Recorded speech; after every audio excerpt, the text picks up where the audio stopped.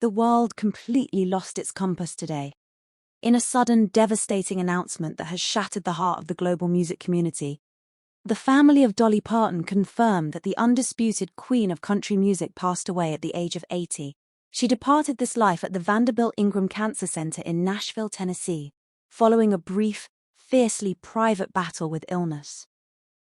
The news sent immediate shockwaves across generations. Almost instantly, landmarks like the Empire State Building glowed a vibrant, brilliant pink.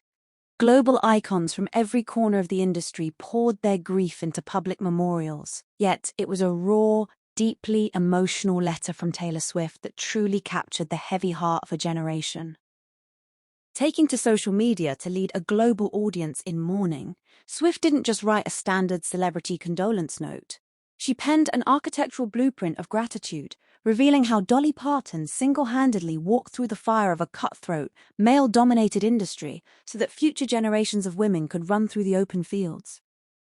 Whether you are a die-hard Swiftie who knows every hidden metaphor in All Too Well, or a lifelong country music traditionalist raised on the sacred vinyl tracks of Coat of Many Colors, this moment hits right at the soul. It is the closing of a foundational chapter, and the ultimate heartbreaking passing of the torch.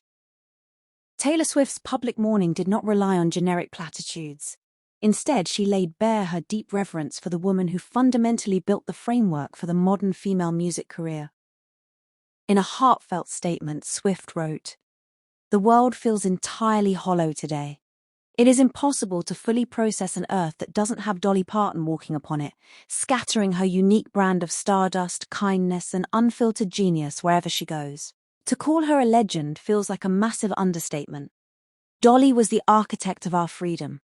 Dolly proved to every little girl with an acoustic guitar that you could be soft and fiercely independent at the identical time. She blended true grace with true grit. She taught me how to stand my ground in boardrooms filled entirely with men who wanted to slice my songs apart. She taught me that my songwriting was my worth, my soul, and my destiny. Every single time I say no to an executive, every single time I fight to own my work, every single time I step onto a stadium stage and look out at a crowd of thousands of people singing my words back to me, I am using the vocal cords that Dolly Parton gave me. She paved the highway. We are all just driving on it." The internet exploded over Swift's choice of words. Dolly was the architect of our freedom. For Swifties, who have watched Taylor spend years fighting a highly publicized war to reclaim her master recordings through Taylor's version, this tribute connected all the dots. It revealed that Taylor's entire career strategy, the fierce defense of her intellectual property, was a direct continuation of a battle Dolly Parton fought decades prior. To understand why this tribute hits so deeply, we have to look at how similarly these two powerhouses built their empires. Both women entered a predatory Nashville industry, armed only with an acoustic guitar, a notebook of raw poetry, and an unbreakable will. The defining characteristic that unites Dolly Parton and Taylor Swift above all other artists is their absolute uncompromising obsession with protecting their songs. In the music industry, there is an old saying, the singer gets the applause, but the songwriter gets the check. Consider the legendary story of Dolly Parton and the king of rock and roll, Elvis Presley. In the 1970s, Dolly wrote a beautiful, melancholic country track called I Will Always Love You. Elvis loved the track and desperately wanted to record his own version. For a young country songwriter, this was a golden ticket. But the night before the recording session, Elvis's notorious manager, Colonel Tom Parker, called Dolly. He told her flatly that Elvis would not record any song unless he received at least 50% of the publishing rights. Dolly stopped in her tracks. Her heart sank. She was being told that if she wanted the biggest star in the world to sing her song, she had to give away half of her ownership of her own soul's creation. She looked Colonel Tom Parker in the eye and said, "I can't do that. This song is my baby, and I'm leaving it to my family." She cried herself to sleep that night, feeling like a failure. But fast forward 20 years, Whitney Houston recorded a powerhouse cover of that exact song for The Bodyguard. Because Dolly had fiercely protected her 100% ownership, that single track went on to make her over $30 million in royalties, which she used to build Dollywood and fund her community. Now bridge the historical gap to 2019. Taylor Swift found out that her entire early life's work had been sold behind her back to a private equity consortium. The industry expected her to sit down, shut up, and accept that her art was corporate collateral for billionaires. But Taylor had studied the gospel of Dolly Parton. She knew that if Dolly could say no to Elvis Presley, she could say no to Wall Street. Swift launched the most audacious, revolutionary corporate counterattack in entertainment history by re-recording her albums. When Taylor Swift wrote today that Dolly was the architect of our freedom, she was directly acknowledging that without Dolly's historic, terrifying no in 1974, the concept of a female artist fighting for her master recordings in 2019 wouldn't have even been up for discussion. At the heart of both fandoms lies a deep, unwavering love for the art of songwriting. Country music fans respect authenticity above all else, 3 chords and the truth. Swifties operate on the exact same wavelength, analyzing every bridge and metaphor like sacred text. Dolly wrote Coat of Many Colors about the real-world poverty of her childhood and the emotional bullying she faced at school when classmates locked her in a closet because she wore clothes made of rags.